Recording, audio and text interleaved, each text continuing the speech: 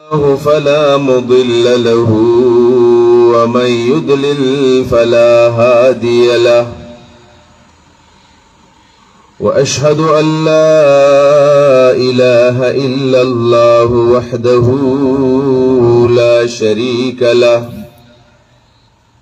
وأشهد أن محمدا عبده ورسوله أما بعد فأعوذ بالله من الشيطان الرجيم بسم الله الرحمن الرحيم قد أفلح المؤمنون الذين هم في صلاتهم خاشعون والذين هم عن اللغو معرضون والذين هم للزكاة فاعلون والذين هم لفروجهم حافظون إلا على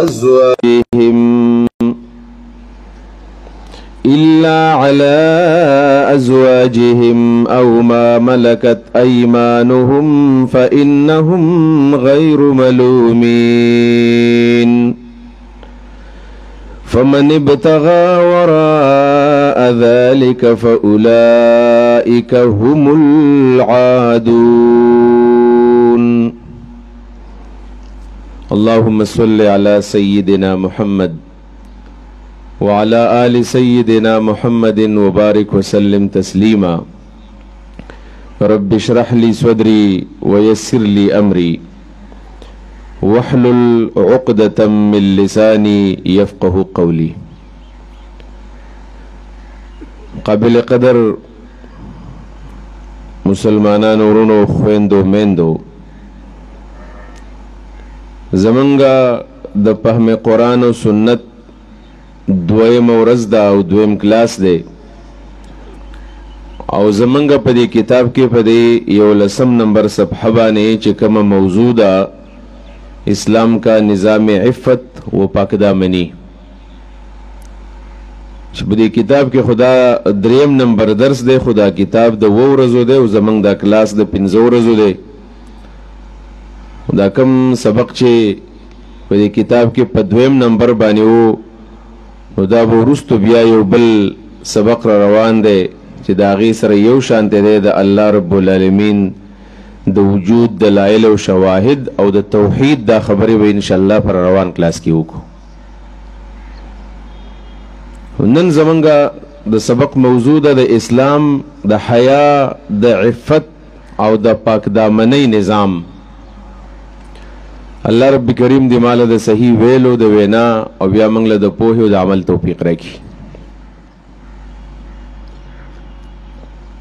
اسلام چې زمونږ دعوه ده چې دا د ژوند د تیرولو طریقه ده او دا دعوه زمونږ نه ده بلکې دا د خالق کائنات د رب العالمین دعوه ده چې الله وی ان الدین عند الله الاسلام،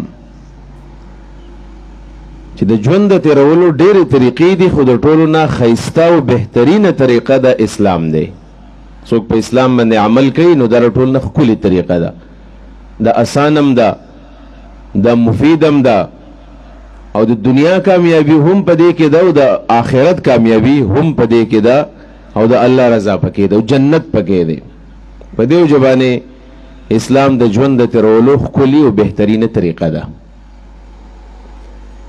بیا د اسلام دا نظام چې دا ماشوم چې کله پیدا شي، ماشوم د ماشوم د پیدا کېدو نه واخله تر قبر ته د کوزولو پورې دا ټولې خبرې په اسلام کې شته دی. داسې یو کامل نظام په دنیا کې څوک داسې دعوه نشي کولی چې داسې کامل نظام د بل چا سره شته. مثال په طور باندې موږ وایو که نه چې کله ماشوم پیدا شي نو د ټول نه اول هغه له ښایسته نوم ښودل او بیا چې کله 2مه ورځ شي نو په 2مه ورځ باندې د هغه په دې د 2مې ورځې نه وړاندې بل عمل دا چې په دې سر باندې د هغه کم ویښته دي نو دا به ترې وخرئ او دا به بیا د سپینو زرو سره وزن کی او تول به کی او دا به د الله په لار کې خیراتی کی په مورز بوله عقیقه وکي که هلک دی نو 2 ګډان که جنۍ د 1 ګډ به ترې حلال کی او د هغې نه وروستو بیا به که دا ماشوم هلک دی نو بیا به له سنت وکي. یعنی دا بالکل د ابتدا نه د زانګو نه دا نظام شروع شي او په دې کې د ژوند د تیرولو هدایات دي، د ځوانۍ ځان له هدایات دي او د آخر عمر ځان له هدایات دي او ګټه وټه به څنګه کوي او ګاونډیانو سره به څنګه ژوند تېرېږي او په کور کې به څنګه ژوندي، د بازار ژوند به څنګه، د عدالت ژوند به څنګه، د کفارو سره به څنګه تعلق، د مسلمانانو سره به څنګه تعلق. داسې قسمه خبرې اترې دا په بل نظام کې نشته دی. ها که موږ وایو چې دا خو د نورو خلکو سره هم دا خبرې شته نو دا انساني جوړې شوې خبرې دي. بیا دا بیا چا ځان له یو نظام جوړ کړی دی، قبایلو جوړ کړی دی، پارلیمنټ جوړ کړی دی، انسانان را جمع شوي دي، ځان له یو نظام وضع کړی دی، وضعي قوانین دي، بشري قوانین دي او دا قوانین الله را لېږلي دي. په دې وجه باندې دا یو فطري دین دی او د انسان د فطرت سره بالکل عین موافق او مطابق دی.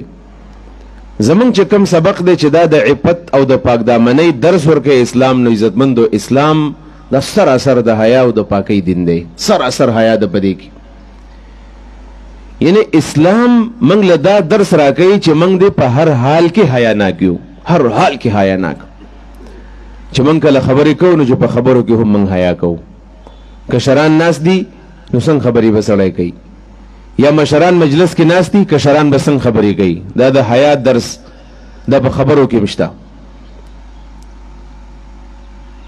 منګ ډېر ملګري داسې یو چې موږ بې باکه خبرې کوي. ستا درسونو کې بعضې علما هغه بې باکه لګیایي، بعضې مشران بې باکه خبرې کوي. بلکې کله کله خو داسې وشي چې د چا مشر داسې بې باکه خبرې په مجلس کې کوي نو هغه کشر ورته هغه مجلس ایسته پرېږدي. یاره دا زموږ مشر دی، ګوره نه سپین ږیری دی او داسې ورانې ورانې خبرې کوي، دلته خو زه نشم کېناستلی. او کله چې مشران نو کشران داسې په بېادبۍ باندې لګیایي ته به وایې دا د ده نه مشر دی. چېرته اسلام وایي چې ګوره ستا په خبرو کې به حیا وي.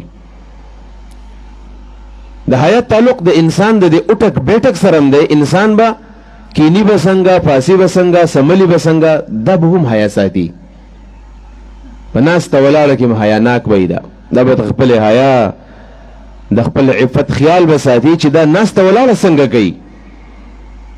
او دارنګې د دې ګرځېدو سره په دې لاره باندې چې دا انسان کله روان دی نو د دې سره هم تعلق دی. دا به څنګه ځي په لاره باندې، دا به د انسانانو په شان دي ځي. قرآن کریم کې الله تعالی فرمایي چې لا تمشي فی الارض مرحا، په ځمکه کې ګورئ په تکبر مه ځئ، په ځمکه باندې ښه په حیا. یمشون علی الارض هونا، په ځمکه باندې چې دا مسلمانان کله قدم ږدي او مسلمانان کله ګرځي دا ډېر په احترام او په وقار باندې ګرځي. لہذا د حیا تعلق دا د انسان د ناستې سره، د ولاړې سره. په خوراک کې به هم سړی حیا کوي. په خوراک کې سړی کله خوراک کوي دا په حیا باندې به خوراک کوي، په طریقه باندې به خوراک کوي. هسې نو چې خلک پسې وخاندي چېرته دنه به خلک چل یادوي، د خپلې مخې نه به خوراک کوي، په قلاره باندې به خوراک کوي. د اسلام موږ له ټول د حیا درس را کوي. رسول الله صلی الله علیه وسلم فرمایي که نه چې الاسلام حیاء کله، دا اسلام او دا دین سراسر حیا ده، سراسر حیا. نو دغه حیا بیا زمونږ چې کوم سبق دی نو دا به انسان به په خپل وجود کې هم حیا راولي، د خپل وجود به خیال ساتي، د خپل نظر به خیال ساتي، د خپل بدن به خیال ساتي. دا د اسلام او د قرآن او د شریعت درس ته عزتمندو. صحابه کرام خو ټول جوړ خلکو، نبی علیه صلوات وسلام په محنت کړو او صحیح محنت یې پې کړو.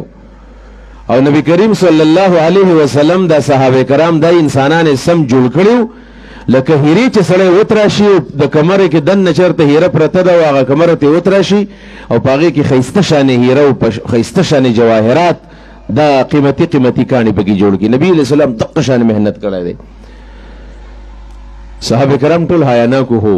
زه پکې ستاسو مخکې د حضرت سیدنا عثمان رضی الله تعالی عنه د هغه د حیا یو جلک تاسو ته زه پیش کما چې دا څنګه حیاناک خلک و، دوی څنګه د خپل وجود خیال ساتو، د خپل بدن، د خپل عفت، د خپل پاکدامنۍ خیال.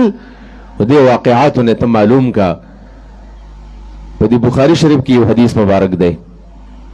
سیدنا ابو موسی اشعری رضی الله تعالی عنہ صحابي رسول له هغه وی زه ورځ د کور نه راووتلم نو ما ویل چې نن داسې کوم چې نن به ټوله ورځ د نبي علیه السلام سره تېروم زم به او د رسول الله صلی الله علیه وسلم خدمت به کوم نن دا ټوله ورځ به د نبي علیه الصلاة والسلام سره ما څوکیداري به کوم او د ماښام پورې به ورسره دا ورځ تېروم. و زه چې کله رالم نو ما معلومات چې کله وکړل نبي علیه الصلاة والسلام په کور کې نه و نږدې مدینه کې یو باغ دی او هلته نبي علیه الصلاة والسلام تللی و. زه پسې لاړم ویل چې ومې کتل نبي علیه الصلاة والسلام په دې باغ کې یو کویه دی ورکوټه شانې هغې ته د خپلې خپې داسې ځوړندې کړي دي او ناست دی او داسې د خپلې پنسې راوچتې کړي دي. یعنې ګرمۍ موسم دی عرب خاصم ګرم علاقه ده چې دې اوبو ته مې دا خپې ښکته دي نو دا خپې به مې یخ شي. وی زه ورننوتلم او سلام مې ورته وکړو ورته مې ویل د الله رسوله صلی الله علیه وسلم نن ښه په اطمینان باندې خپې ښکته که په دې باغ کې ښه په اطمینان باندې کښېنه او زه به نن ټوله ورځ ستا څوکیداري کوم په دې دروازه کې به ولاړ یم څوک دننه نشي راتلی. وایي نبي علیه السلام چې ټیک ده خو چې څوک را پرېږدی نو په اجازت باندې را پرېږده. زه ولاړ یم دروازه کې په دې دوران کې څوک راغی دروازه یې وټکوله ما ترې تپوس وکړو ما ویل څوک یې ویل زه ابوبکر یم صدیق رضی الله عنه. ما ویل چې څه کار دی دی ویل د نبي علیه السلام سره میلاویږم. نو رسول الله صلی الله علیه وسلم نه مې ورله تپوس وکړو چې بهر څوک راغلی دی ابوبکر صدیق او دننه راتلل غواړي اجازت ورکم که ور نه کم. وایي نبي کریم صلی الله علیه وسلم راته وویل چې ورشه ابو موسی اذن له اجازت له هم ورکه او وبشره بالجنة دله د جنت زیری ورکه چې ته جنتي صحابي یې. ویل را پرېږده ابو موسی صاحب ویو چې ورغله ما ورته چې دننه راځه اجازت نبي علیه السلام درکو وبشرک بالجنة تاله د جنت زیری درکو ته جنتي صحابي یې. دننه ویل راغی او د نبي کریم صلی الله علیه وسلم خواته ښې طرف ته په دې کوهي باندې په دې غاړه باندې کېناستو او د خپلې خپې هغه هم د نبي علیه الصلاة والسلام په شانې دې کوهي ته ښکته ځوړندې کړلې او خبرې اترې شروع کړلې ګپ شپ لګئ. لږ ټیم پس بیا دروازه وټکېدله زه بیا ورغلم چې څوک یې ویل زه عمر زوی د خطاب یمه رضی الله عنه. ویل ما ورته ویل چې نبي علیه السلام نه به تپوس کومه چې ورغلم نبي علیه السلام ویل ورشه اجازت وله ورکه اذن له وبشره بالجنة دله مې اجازت ورکه چې دننه راځه او دله هم د جنت زیری ورکه. وی زه ورغلم ما ورته ویل چې عمر راځه دننه نبي علیه السلام اجازت هم درکوي او ویبشرک بالجنة او نبي علیه السلام تعالی د جنت زیری درکوي تم جنتي. عمر فاروق صاحب راغی او دې بل طرف ته د نبي علیه الصلاة والسلام کېناستو او د خپې هغه هم دې کوهي کې ځوړندې کړلې او درې والا خبرې اترې کوي. داسې معلومیږي چې نبي علیه السلام په دې ملګرو پسې جواب لګلی چې زما خواله راشئ څه زوري خبرې اترې کوو. اوس ګوره بیا زه دروازې له ورغلم نو بیا دروازه وټکېدله. په درېیم ځل چې کله دروازه وټکېدله زه چې کله رالم ما ویل څوک یې زه عثمان ابن عفان یم د رسول الله صلی الله علیه وسلم دا لومبي دوی خران دی او دی زوم دی. ویل ما ورته ویل چې ور د نبي علیه السلام نه تپوس کوم چې تا دننه پرېږدي که نه پرېږدي. نبي کریم صلی الله علیه وسلم ته مې وویل چې عثمان راغلی او ستان اجازت غواړي چې دننه راشي او که را نشي. وی نبی علیه السلام راته درې خبرې وکړلې نورو باره کې راته دوه کړې د ده په باره کې راته درې خبرې وکړلې. یو راته وویل چې اذن له اجازت وله ورکړه چې راشي. دویم نمبر یې وویل وبشره بالجنة د جنت زیری وله ورکړه چې ته جنتي یې. او دریم نمبر راته وویل چې وبشره علی بلوا تصیبه دله زیری ورکړه چې ګوره په تا باندې به په مستقبل کې ډېر لوی مشکلات مصایب راځي دې مشکلاتو زیری وله ورکړه چې ګوره ځان ورته تیاروه. رسول الله صلی الله علیه وسلم ته وحي راتلله او دغې وحي په رڼا کې د حضرت عثمان د ژوند اندازه ورته چې وروسته په ده باندې لوی مشکلات راځي. راغلي وو بیا داسې مشکلات پرې راغلي وو چې کله هغه په کومه شپه باندې شهید کړلی شو ظالمان راغلي په کور باندې شهید یې کو بیبي یې ورله هم ووهله حضرت نائله رضی الله عنها او دا ګوتې دې پرې کړلې او دومره د حضرت نائلې سره فکر او غم و چې څو شپې د حضرت عثمان رضی الله تعالی عنه قبر یې ساتلی و چې هسې نو څوک د هغه لاش را وباسي. خلیفه د مسلمانانو دی او دومره مظلوم شهید شوی د حضرت عثمان صاحب. ویل کله چې هغه راننوته ما ورته ویل چې راځه نبي علیه السلام اجازت هم درکوي او دویم نمبر دا ده چې تاله د جنت زیر هم درکوي او دریم نمبر دا چې والا بلون تصیبه چې نبي علیه السلام تعالی د مصیبت زیری درکوي. ویل په دې دوران کې نبي علیه الصلاة والسلام ویل چې لږ صبر وکړه مې را پرېږده. حضرت عثمان مې په دروازه کې ودرولی دی نبی علیہ الصلوۃ والسلام، ابوبکر صدیق، حضرت عمر د درې واړو د خپل خپې کته کړې دي کوی دا او د خپې را کولاو دی. کله چې نبی علیہ الصلوۃ والسلام د حضرت عثمان د نوم واورید نو وی دا خپل پنسې منسخ کته کړلې، دا پنډۍ منډۍ پټې کړلې، ځان برابر کو او دا غنه پسې وی چې ورته چې دن ناراضه. دا د حضرت عثمان رضی الله تعالی عنہ شخصیت دی چې هغه دومره حیاناک انسان دی چې رسول الله صلی الله علیه وسلم ویلیو په صحابه مجلس کې ویل دنه مال حیا راځي، دا دومره حیاناک دی، دا دومره د خپل ځان خیال ساتي، داسې حیاناک انسان. حضرت عثمان رضی الله تعالی عنہ ته رسول الله صلی الله علیه وسلم ویلیو پرشتیم درنه حیا کوي. هغه حضرت عثمان رضی الله تعالی عنہ دی د په باره کې دا راغلي په مناقب د کې چې د چرته په بیت الخلا کې په واشروم کې به غسل کوو نو څنګه موږ چې کله غسل کوو خو ټولې کپړې لرې کو غسل کوو. حضرت عثمان صاحب چې کله غسل کړی دی هغه به ټولې کپړې نه لرې کولې، کپړې به چې کله ویستلې نو بیا به د ځان نه یو کپړه تاو کړله، لنګ به تاو کو، په دې طریقه باندې به لمبل. دومره حیاناک انسان چېرته هغه خپل عورت ته نه دي کتلي. دا د خپل بدن حفاظت دا د حضرت عثمان صاحب دی. نبی علیہ الصلوۃ والسلام ورته په دې وجه باندې اجازت ورکو ولک صبر وکړو ځان برابر کو. زومې دی زمان خو اکثر خلک کور ته خدمتونه نه راولي، پروا هم نه کوي، که خوراک یې ونه کوي زه خیر د خپل کور دی څوک یې داسې ډېر څه کې حسابه هم نه، خو نبی علیہ الصلوۃ والسلام یې قدر کو.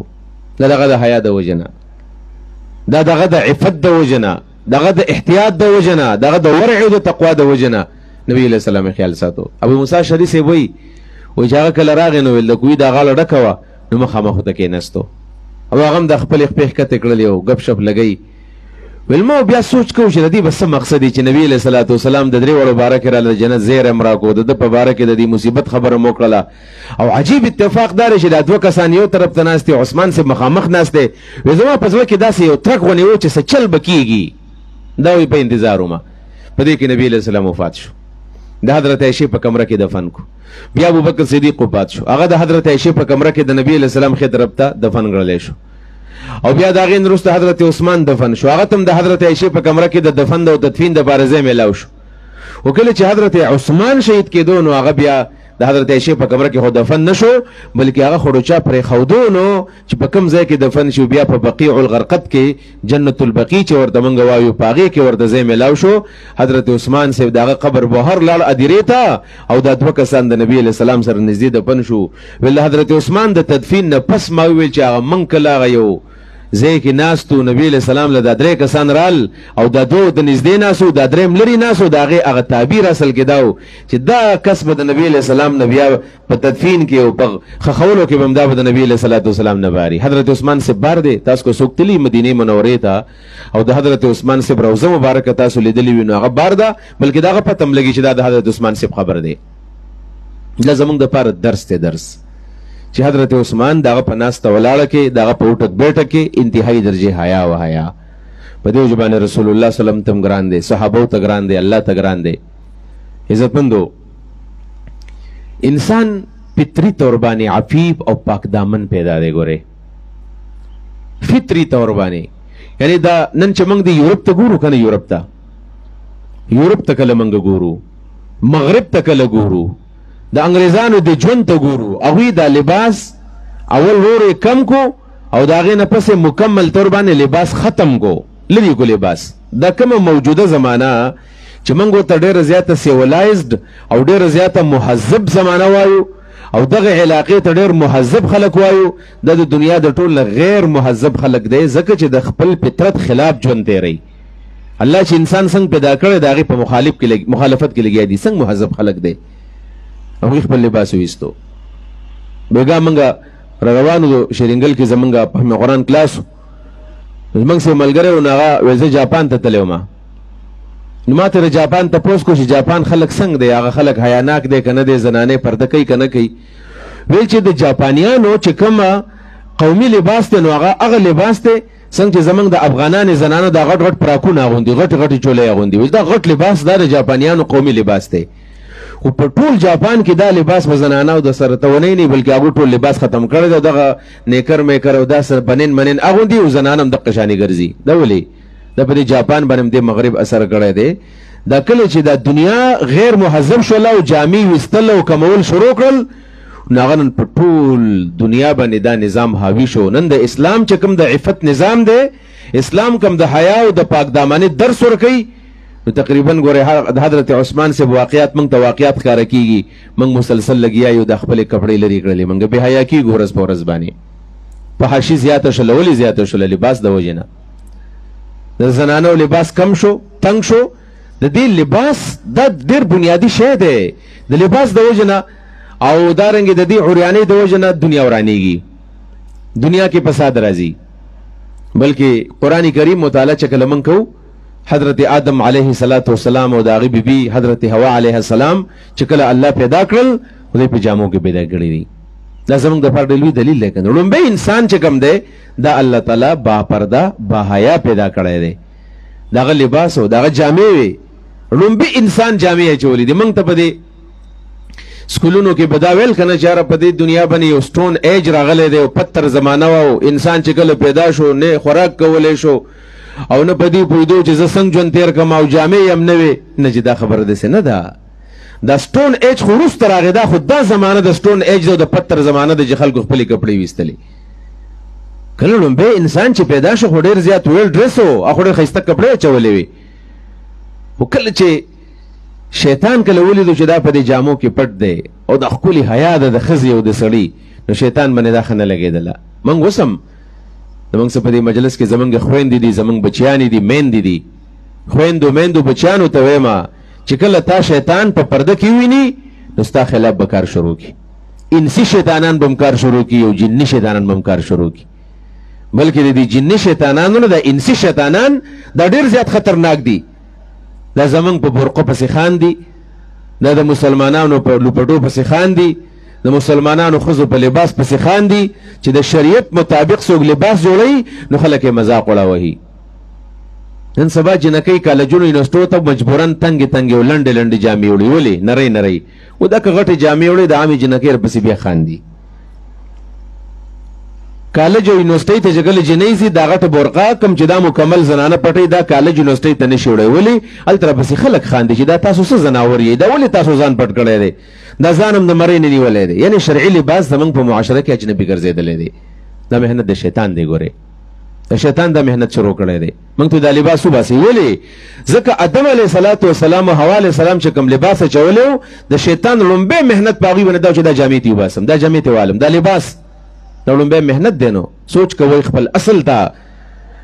نو هغې مجبور کو. الله رب العالمین ورته ویلي و چې ګورئ هر څه کوه، کوم ځای کې خوراک کې، په کوم ځای کې ګرځئ، په کوم ځای کې شپه کې، خو دې ونې خواله به نه ورنږدې کېږي. آدم علیه السلام نه ورتلو، خو شیطان دوکه کو. ازلهما الشیطانو، شیطان وښیول، دوکې کړل.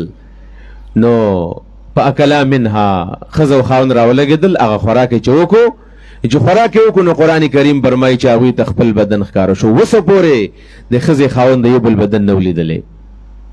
ښځه او خاوند دا داسې یو پاکه رشته ده او داسې عجیبه رشته ده چې د دې د یو بل نه پرده نشته دی. یو بل نه پرده نشته. د ښځې او د سړي بدنونه دا داسې دي لکه د یو بل خپل بدن. د ښځې بدن د خاوند دی او د خاوند بدن د ښځې دی. قرآن وایي انتم لباس لهن وهن لباس لکم. تاسو د ښځو جامې او ښځې ستاسو جامې دي. د جامو د بدن په منځ کې پرده نه وي، دا جامې د بدن سره جوختې لګېدلې وي، مطلب پردې ته نشته. البته دا مطلب نه دی چې انسان او ښځه خانو په کور کې دقې شانې بې پردې به ګرځي. رسول الله صلی الله علیه وسلم فرمایي چې ګورئ تاسو ځان مه بربنډوئ، څنګه چې اوښان داسې بربنډ ګرځي، فإن عندكم من لا يفارقكم، ستاسو سره داسې فرشتې ګرځي چې هغه ستاسو نه جدا کېږي. نو ګورئ تاسو ځان مکمل بربنډوئ ما. او بیا عبدالله ابن عمر سے فرمایي چې کله سړی ډېر داسې په دې کور کې د خپلې ښځې سم ډېره بې تکلفي کوي او بې حیا ګرځي، وایي په ده باندې نسیان غالبېږي، بیا ترې خبره ډېره هېرېږي. بس هر وخت کې به ترې خبره هېروي، لمونځ به ترې هېري، کله به بیا اودس لمونځ کړی بیا به ور یاد شي دا خو ما اودس ته وکړی. نو شیطان دا محنت کوي. آدم علیه السلام او حوا علیه السلام د هغوی نه جامې چې کله لرې شولې نو قرآن څه وایي فتفقا یخصفان علیهما من ورق الجنه. دواړه شروع شو د جنت دا پاڼې به یې راغستلې په د خپل بدن پسې به یې لګولې. ولې؟ فطري حیا الله په دې انسان کې پیدا کړې ده او د حیا تقاضه دا وه چې کله بدن ښکاره شو نو فوراً د خپل بدن پټو. نو مسلمان نارینه او زنانه، هلک او جنۍ، سړی او ښځه چې دا مؤمن دی او دا مسلمان دی نو دا به د خپل حیا غم به کوي ټول نه مخکې به خپل لباس برابروي خپل حیا به برابروي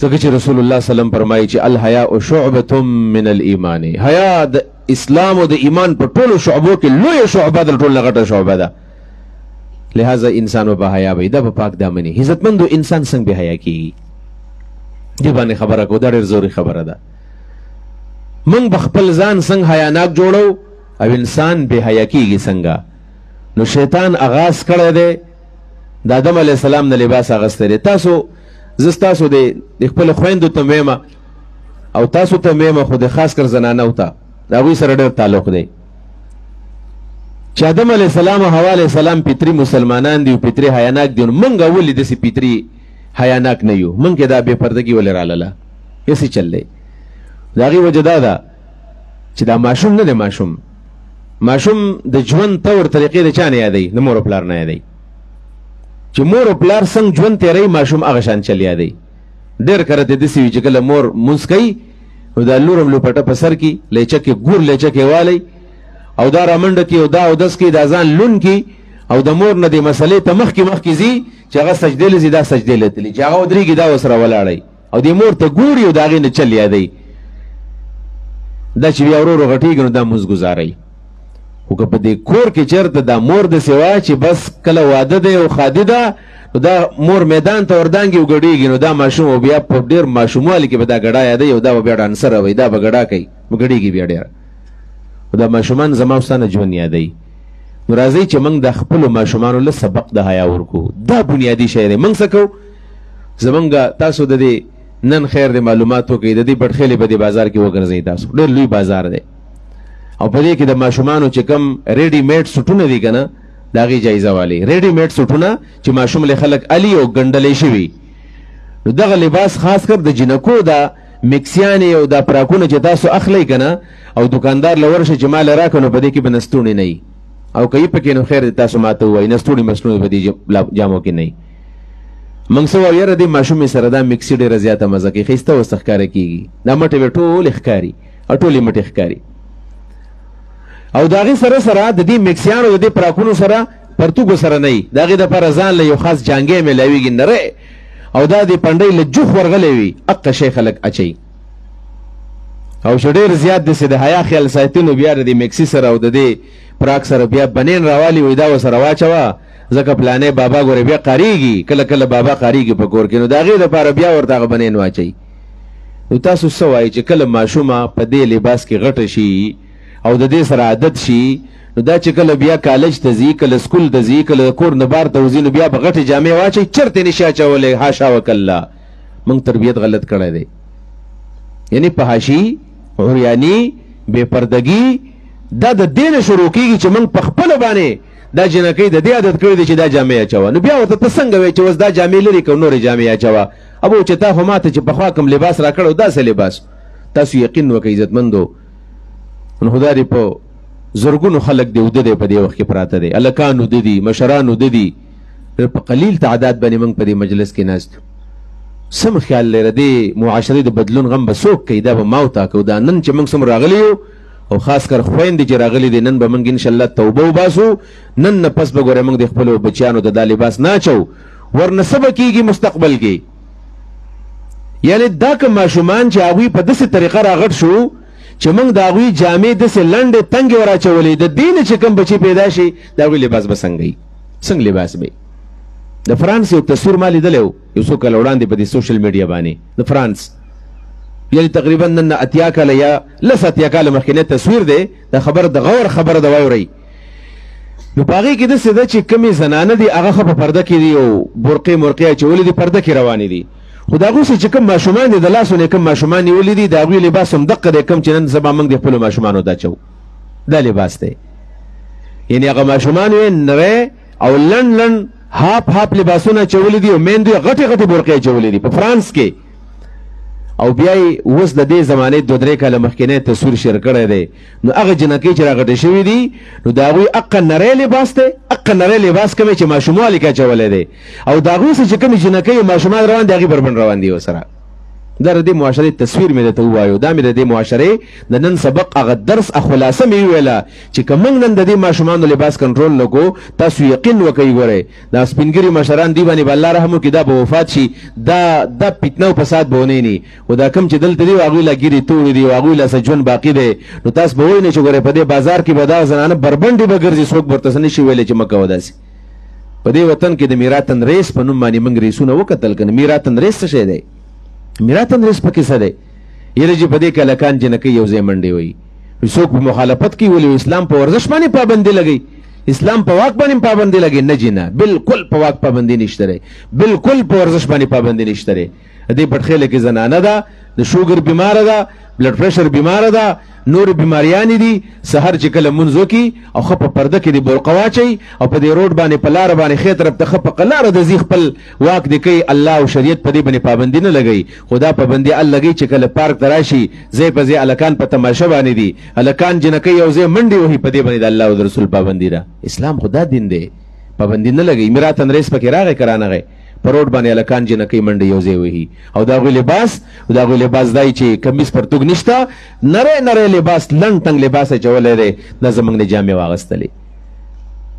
موږ په دې وطن کې دا واورېدل که نه چې موږ ویلنټاین ډے پکې راغی، ویلنټاین ډے څه ته وایي؟ ویلنټاین ډے دې ته وایي چې دا زموږ د پیغمبرانو، صحابو، زموږ د مشرانو د حیا او د غیرت دا څومره درس موږ له 1400 کاله را کړی دی، نو په هغه درس باندې وباړول دي، هغه وباړول. څه به کوي؟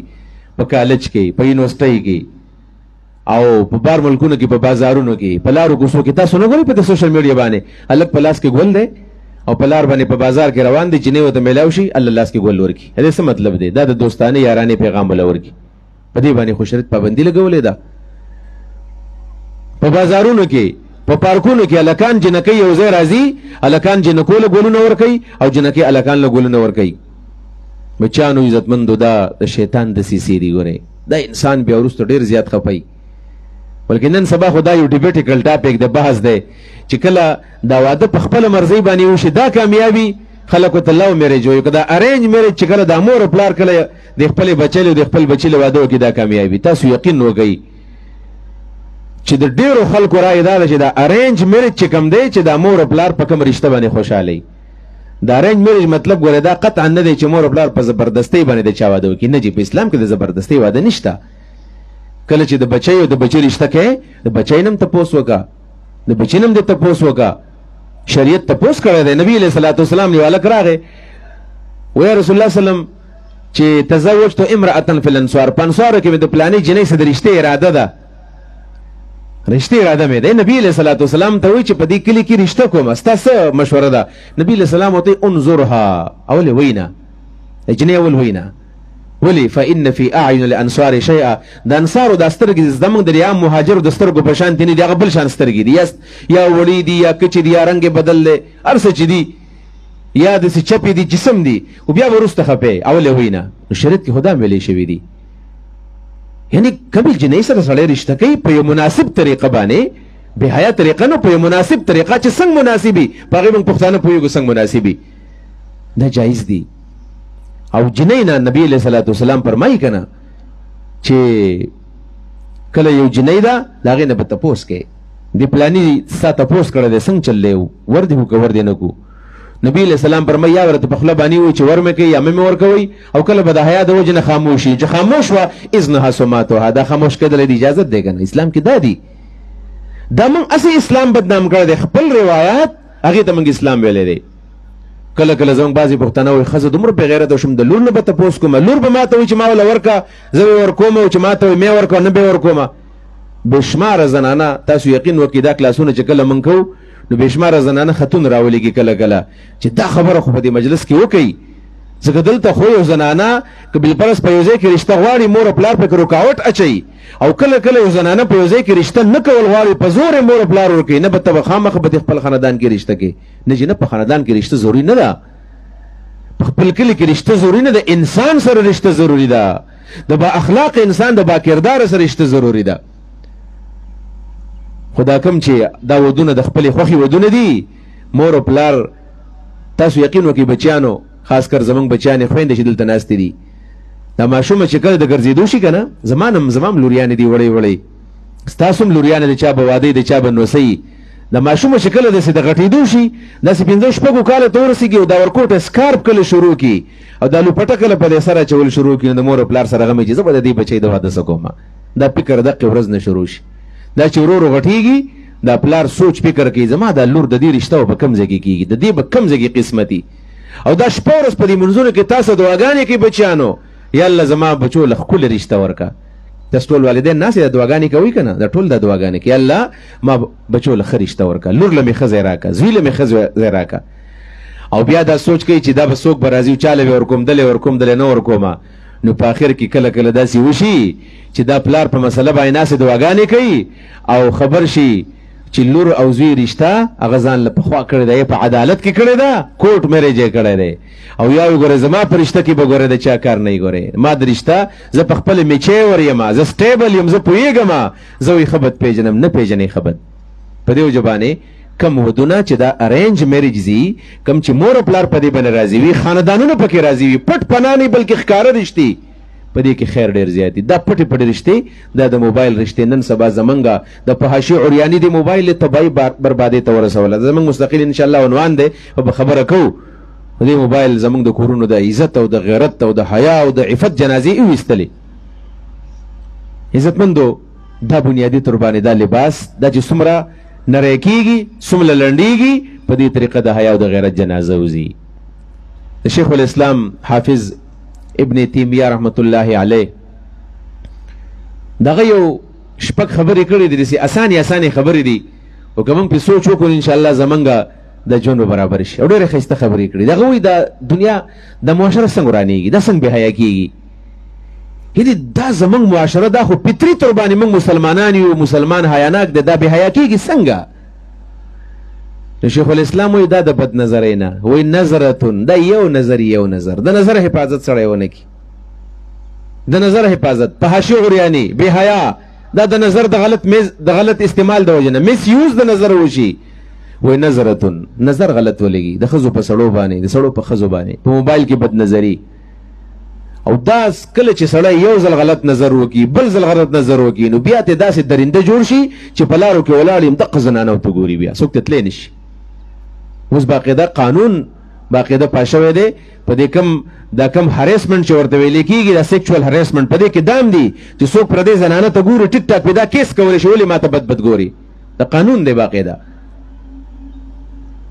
موږ خو زنانه غریبانان یا د حیا د وجې نه څه نشي ویلی او دا درندگان په دې لارو کوڅو کې ګرځي او دا جنکۍ هم تنګوي او په لارو که جنۍ د کالج سکول نه روانه ده هغې هم په لارې باندې ولاړ دی دا هریسمنټ دی باقاعده دا غیر قانوني کار دی په ده باندې کیس کی په دې اف آی آر کېږي تانې ته راوړستلی کېږي به خو موږ ته خو الله ویلي دي که نه نظر صحیح استعمال نبي علیه السلام فرمایي النظر سهم مسموم من سهام ابلیس دا نظر د شیطان د زهریله غشو نه یو غشی دی ګورې دا زهر الوده غشی دی دا چې کله سړی چاته وګوري بس په دې پسې زهر نښتي فورا په هغې باندې اثر کوي بیا نظر غلط استعمال بیا نبي علیه السلام فرمایي من ترکها مخافتی ابدلته ایمانا یجد حلاوته فی قلبه چې کله سړی دا نظر زما د یېرې د وجې نه پرېږدي چې کله وګوري په دې خو الله خفه کېږي فورا نظر ښکته شي زنانه ده پردي نارینهو ته ګوري په دې خو الله خفه کېږي فورا نظر ښکته شي د نارینه نظر فورا ښکته شي رسول الله فرمایي ابدلته ایمانا یجد حلاوته فی قلبی زه به داسې ایمان په بدله کې ورکم چې د هغې حلاوت خوږوالی مټاس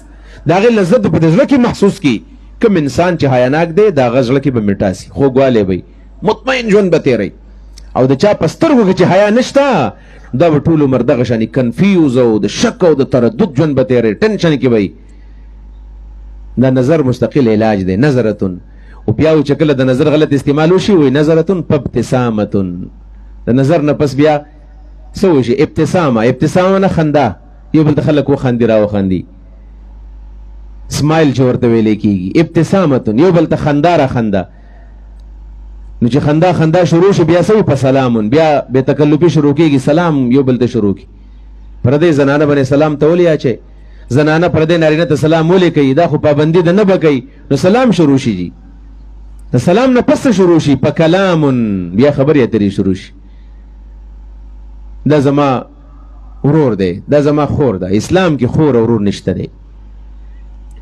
که عالم دم پرده بکی او که عام سړی دم پرده بکی، استاز بم پرده کوي، شاګرد بم پرده کوي.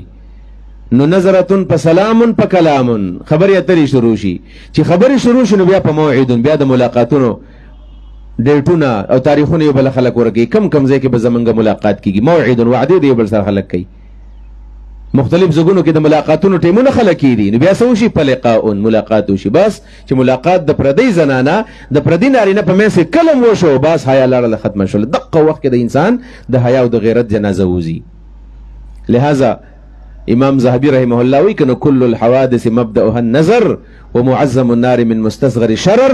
د ټولو حوادثو آغاز د بد نظرۍ نه کیږي، بد نظرۍ نه. او دا غټ ور چې موږ تخکاری کنه غټ مارکیټ ور والی، غټ غر ور والی، وای دا د ورکوټي د ماچز د تیلی نه دا ورالي. ورکوټه نظر دی چې غلط استعمال وشي ټول ژوند د انسان ته برباد شي. قرآن کریم کې راغلی دي کم خلک چې غواړي چې دا په بازارونو کې په حاشیه عریانی خوره کې پاغوی د الله لعنت ده. عزتمندو رسول الله صلی الله علیه وسلم فرمایي د خپل حیا د خپل عفت خیال دا به د جامو نه شروع کو، د آغاز بکو. زمنګ نن سبا لباس د صحت ته رسیدلې دی. من خو پورن چې خبره کوو نو یوازې سکول کالج وایو، سکول کالج یوازې نه یادومه، عام ماحول زمنګ په دې ودونو کې څه صورتحال دی. زما اندازه داسې ده که تاسو دا مشران دې خبرې د ستاسو سوچ زمنګ د زنانه صرف په غم کې پرده کوي. کله چې غم یې که نه غم لځي نو په دې کې به غټه برقه راغستي. نور په واده کې دا جنګ څه شی دی؟ جنګ د چا واده به یو زه وله ګاډی کوم او دا زمونږ رشته دار دي، ځان سه لوریان م روانې کړي، په خپله م روانې شوي او په لاسونو باندې نکریزې لګولې دي، بنګړې اچولې دي، د زینت چې څومره څیزونه دي هغه ټول یې اچولې دي، پردي واده کې روانه ده. ولې ځې ته د کور نه ولې ودلې؟ شیطان د پسې نظر داسې سیکارو او شیطان د پسې نظر در پرېښود او خلکو درې په سترګو سترګو کې وراچوي. ولې دې پردي واده لځي؟ په دې جنجونو کې دا دومره چې دا رشي که نه وایي دا ټوله د خلکو خپلواني نه، حاشا وکله داسې نه وي. پردي خلک وي پردي واده په جنج کې به رواني، په ارام ولې په کور کې نه کښېنې؟ او په بعضې ځایونو کې به د چارسره کې ما وخت تېر کړی دی، هلته به اکثر په دې دلته خو بیا هم په دې ډاټسن او په دې موس په موټرو کې خلک ځي، ټکټر پټرالو کې به ښځې ناستې او روانې وي. حیران به شي دا ساده غونې خلک دی. ټکټر پټرالۍ غټ غټ ټکټر یې کړي او په دې کې به دا ښځې ولاړې تمبلونه به وهي او شرنګ به روانې او ټول خلک ورته تماشه کوي، موبایل ویډیو هم ته کوي او دا ایسته خوشحاله اډو پروا یې نشته دی. او دا کم پیغام دی؟ معاشره له څه پیغام ورکوي؟ دا خلک به څه کوي؟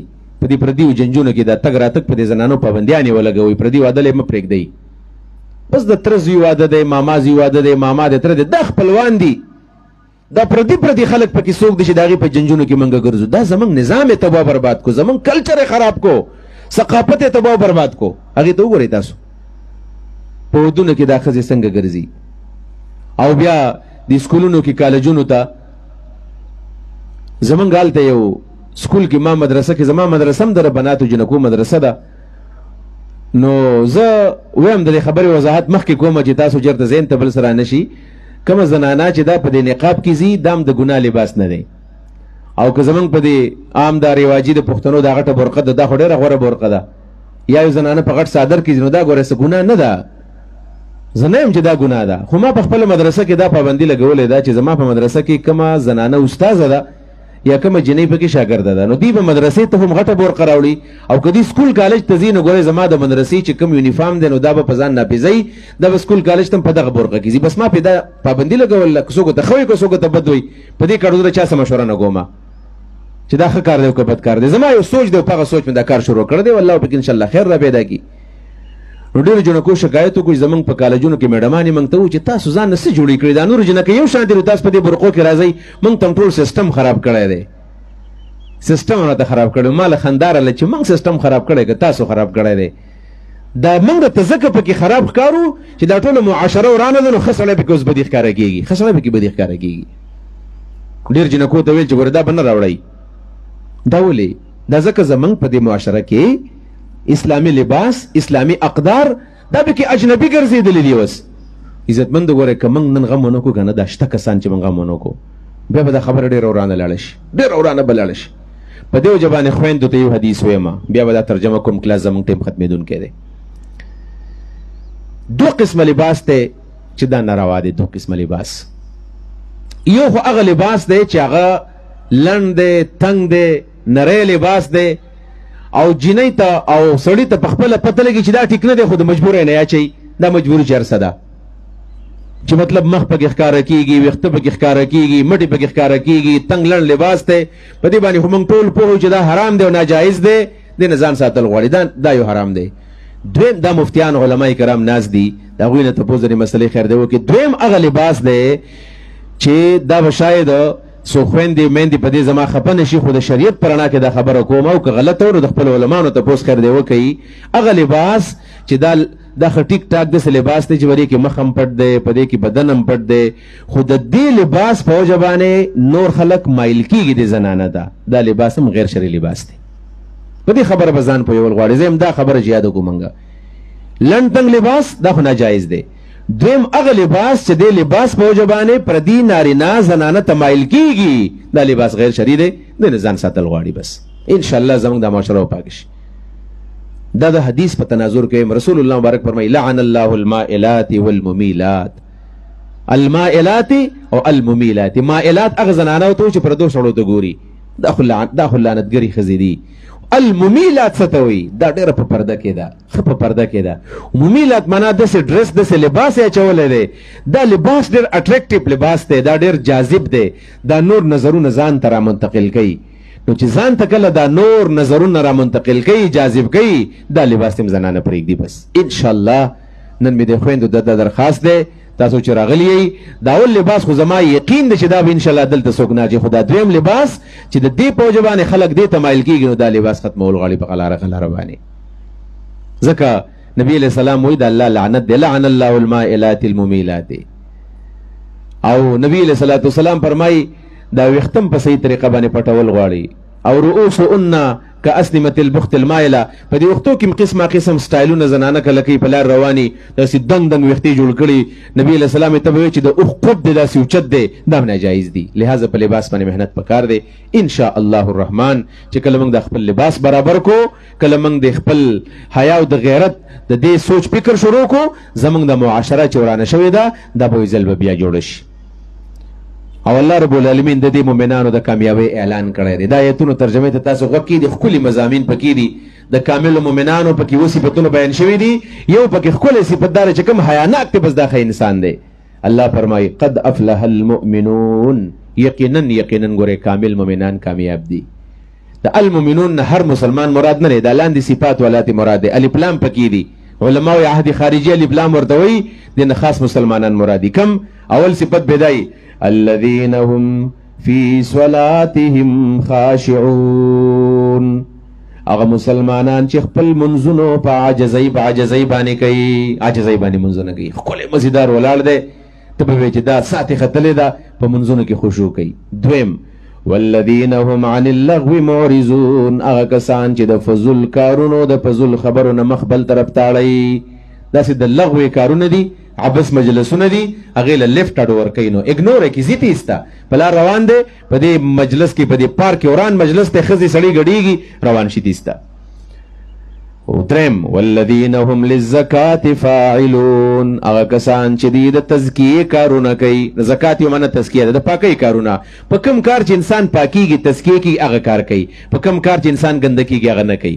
او دویم معنی هم دا ده چې زکات ورکوي.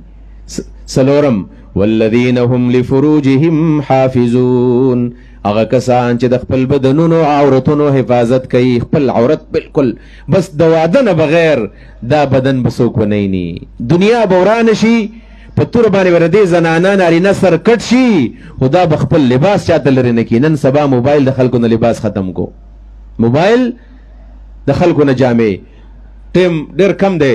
خو زه پکې دا یو خبره خصوصي کوم، زمونږ په دې معاشره کې چې دا کمه فحاشي عریاني، دا ګورئ اوس داسې خبرې موږ نه کوو چې دا را روان دي، راغلي دي معاشرې ته. او چا شروع کړې ده؟ پښتنو پیغلو دا کار شروع کړو، پښتنو هلکان، پښتنې پیغلې او پخوا ویل یا د پښتنې خور دپاره یا کور دی یا ورله ګور دی. لیکن نن سبا پښتنو جنکو څه وکړل؟ پښتنو جنکو داسې کار وکړو، هغوی د ټیک ټاک اکاونټونه جوړ کړي دي. پنشمنټ ورته وایي. نن سبا دا یو ناشنا غوندې اصطلاح راغله، د انګریزۍ اصطلاحات. هغه دا ده چې آنلاین به جنکۍ هلکان به یو بل ته ناست دي، او یو بل ته به خبرې کوي او په دې خبرو کې به یو ته وایي چې ها پتا باندې ما دا سزا ولګوله دا سزا به اوس ته خورې پنشمنټ در کومه نو څه وکړه هله شا به کتره خپلې جامې وباسه جنکونه جامې ویستلې او دا بدبخته زنانه موبایل کیمرې ته ناست خپل لباس وباسي ټیک ټاک دې اکاونټونه ساتل زه په دې باندې اړو ښه کارم نه دي کول پکار ټیک ټاک باندې ښه کار څنګه کېږي ټیک ټاک خو که ته د عالم بیان پې اورې نو 2 سیکنډه چې د عالم بیان ته ګورې نو ستا به 1 منټ په دې فحشوریانو نظر پرېوځي ټیک ټاک د فحشوریانۍ دپاره مستقل اکاونټ راغی ټیک ټاک اکاونټ نه دی دا د فحشوریانۍ اکاونټونه دي پښتنې جنکۍ په دې بدعملو باندې او د بعضې مردارې جنکۍ دا اسماء اخلاص په نوم باندې یو زنانه ده دی خو د پښتنو جنکو د هغوی اخلاق اتواله ته به برباد کړل تیمرګرې ته م راغلې وه الله یو به د ماښام نه راتلو د دې تیمرګرې د هلکان د دې څه به یې دا ګپې شپې لګولې په دې بدعملو باندې هغې راړول نوره اخلاص ده او اسمه اخلاص ته دا نومونه د دوی دین او دا جنکۍ راووتلې او دا راځي او په دې فحاشو عریانو دا خلک دوی راخته کړل او خلک یې کالجون لره غواړي ښه د کالج په انول فنکشن کې دا باقاعده انوایټ شوي دا په انول ډیز کې باقاعده انوایټ وي په کالجونو کې په یونیورسټو کې راځي او دا خلکو ته تقریرونه کوي هلته پرزنټیشن کوي د دې نه موږ څه سبق الو دا ښځې بندې کړي په دې کالجونو باندې دا خلک بند کړي په دې دارو باندې د دې خلکو درسونه ما اورئ د دې خلکو سبقونه هېڅ پیدا نه کوي دا زنانه ته وبربادې کړل په دې فحاشو په دې بربنډو باندې دې خلکو دا راواړول مسلمانان بس لفروج محافظون البته الله اجازت ورکړ دی الا على ازواجهم وما ملكت ايمانهم فانهم غير ملومين د خزو په باره کې د وینځو باره کې ملامت نه دي ځکه خزو د وینځ نه پرده نشته فمن ابتغى وراء ذلك فاولئك هم العادون چا چې د دې نه علاوه په بل ځای کې د خپل جنس تسکین کوو دا سړی زیاتې خور دی ګورئ د ښځې نه بغیر او د وینځ نه بغیر بس چې کله زنانه ده چې نظر دې ښکته شي چې دا خور روانه ده مور روانه ده مسلمان به فورا به نظر ښکته ځي دا کامل مؤمن دی او بل والذین هم لاماناتهم وعهدهم راعون هغه مؤمنان دي چې د امانت او د وعدې خیال ساتي ګورئ امانت کې خیانت نه کوي د وعدې مخالفت نه کوي والذین هم علی صلواتهم یحافظون منځونه ګورئ همیشه کوي صرف نن نه چې په جذبه کې راغلی منځ کړی همیشه الله وی اولئک هم الوارثون دا کسان ټیکهداران د جنت دي دا وارثان د جنت دي الذین هغه کسان یرثون الفردوس چې دوی به په میراث کې جنت الفردوس اخلي رسول الله مبارک فرمایي کنه چې تاسو د الله نه کله غواړئ نو فردوس ته غواړئ فانها اعلى الجنه دا اعلی جنت دی او د الله نه چې سوال کوئ جنت الفردوس ته غواړئ دا غوره جنت دی مزیدار بهترین جنت د الله نه غواړئ ان شاء الله سبانی درس کې زمونږه که خیر د توحید پر درس کې بیا د جنت یو څو جلکونه به زه سبا پیش کوم چې جنت کې به صحیح الله به جنت کې موږ له سره کوي دا کمی محرومیان چې په دنیا کې موږ تخکاری دا به ختمي کې الله رب العالمین او دا کم مس خلق چې په دنیا کې دی دا مس خلق دا په هغه ځای کې بیا ناکامي خوشاله بنئ نو جنت به ان شاء الله سبا تذکره کیږي هم فیها خالدون دا ټول به په دې جنت کې همیشه الله رب العالمین دې موږ له د عمل کولو توفیق راکړي او الله دې زموږ د معاشره پاکه کړي د فحاشي د عریاني د بيديني الله دې دا زموږ د معاشرې نه ختمه کړي واخر دعوانا ان الحمد لله رب العالمین دو اعلان کوما بلکې درې اعلان دي یو خدا چې سبا زموږ درس د په دې صفحه نمبر 8 باندې چې د توحید دی او ورسره د بل درس دی صفحه نمبر 28 باندې وجود باری تعالی کې دلایل او شواهد دا ان شاء الله سبا زموږ یو درسي د دوانه به یو ځای کوو ځکه دا کلاس د ورځې دی او زموږ کلاس 15 ورځې دی دویم نمبر الحمدلله زمونږه پرون نم درس مزید آباد دی نو زما دی ورونو ته او دی خویندو ته دا درخواست دی چې دعوت عام کوي څومره ملګري چې ستاسو ملاویږي هغوی له دعوت ورکوي دا ټیم زنیم چې دا زما په خوله کې به تاثیري دا ټیم داسې دی چې په دې کې د انسان خبره کې الله اثر اچوي ځکه دا داسې وخت دی سړي غوږونو ګناه نه کړي سترګو له ګناه نه کړي خولې ګناه نه کړي ژبې په دې وخت کې انسان پاکي مونځ هم کړی په دې خبره کې هسې اثري او دا مجلس همداسې وي چې سړی تیارېږي چې زه نیک عمل وکړم نو کوشش وکړئ چې تاسو په کثیر تعداد باندې دعوتونه ورکوئ هر یو کس په ځان لازم کې ان شاء الله چې 15 کسان له دعوت ورکو کوم ان شاء الله کنه او یو کسان هغه تبلیغ ولا په شان کار د تواله کومه چې یو کس به نقد ځان سره راولو چې 15 کس له دعوت ورکو یو لمن نقد ځان سره راولو دانن ځان سره لازم کو چې پلانې به سبا راولم سپینګری خپل مشران ملګری راولي الکان خپل ملګری راولي نو دا مې درخواست چې سبا په درس کې زمونږه چې د دې نه نیمه زیاته اضافه شوي او دریم درخواست خاص کر د خویندو د کوم عام تر باندې د زنانه درسونو کې زیاتې وي نو زما د خویندو درخواست دی موږ پر درس کې زیات په نظر باندې ټول سپینګری مشران هغه په نظر باندې راځي، نوجوانان په ډېر کم دي. دا درخواست مې دی چې د خپل کورونو کې ستاسو کم الکان دي، خاوندان هم دي، بچیم دي، نو سبا کوشش وکړئ چې په دې باندې محنت وکړئ، سوال ورته وکړئ، زاری ورته وکړئ. وی دا 3 ورځې زمونږ دپاره لاړ شئ. تاسو انشاءالله تاسو هر خور زما سره وعده وکړئ چې سبا به تاسو د خپل کور الکان چې څومره دي نو دا به راولئ او محنت وکړئ. کینې منت ورته وکړئ، زاری ورته وکړئ. وی زما دپاره به زه د مور یمه، زه د خور یمه، زه د ښځه یمه، زما دپاره دا 3 ورځې درسه لاړ شه. انشاءالله چې تاسو راوستل په دې قرآن کې داسې یو تاثیر دی، دا بیا نه ځي بیرته. دا چې یو ځل راشي بیا به نه ځي. نو ستاسو د ګیلې به هم ختمې شي چې منځه ته نه پاسېږي، یو کنځلې کوي، یو داسې کوي. دا مسلې به انشاءالله زمونږ ختمې شي. خو دا تعاون سره سبا د زنانه خاص کر وکړئ چې په کور کې څومره افراد دي، ماښام چې کله ناوخته وده کېدل وي شا به کې وده شئ چې سار په ټایم باندې پاسېږئ. او چې تاسو سار کله پاسېدئ او د ځان نه مخکې پاسوئ او د کور نه مخکې راوباسئ. داسې زګونه ګورې شته دی چې هلته خلک درسونه لځي، کور ته تالې واچي او ټول راوځي سته. لہذا زمونږ درس په دې باندې کامیابیږي. الله دې موږ ټولو د عمل توفیق راکړي. ربنا فاغفر لنا ذنوبنا وكفر عنا سيئاتنا وتوفنا مع الابرار. ربنا وآتنا ما وعدتنا على رسلك ولا تخزنا يوم القيامة إنك لا تخلف الميعاد. وصلى الله تعالى على خير خلقه محمد وآله وصحبه أجمعين.